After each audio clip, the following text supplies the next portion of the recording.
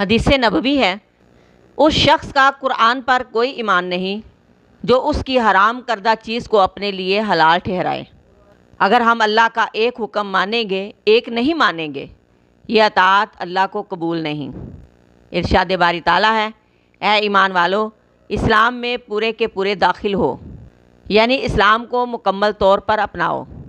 یہ نہیں کہ کچھ احکام مان لیے، جو آسان لگے عمل کر لیا، جو طبیعت کو گراں لگے وہ چھوڑ دیے، فائدوں والے کام کر لیے، جن کاموں میں مال، وقت، صحت اور فائدہ نہ مل رہا ہو وہ چھوڑ دیے۔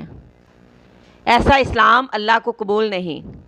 اسلام تو فرما برداری کا نام ہے، ایسی فرما برداری جس میں ذاتی فائدہ نہ دیکھا جائے۔ اسلام نام ہے ایسی فرما برداری کا جو ہر حال میں کرنی ہے، چاہے طبیعت مانے یا نہ مانے، چاہے طبیعت کو مشکل لگے، طبیعت کو گرا لگے، ہر حال میں اللہ کے احکام کی پیروی فرما برداری کرنے کا نام ہی ایمان ہے۔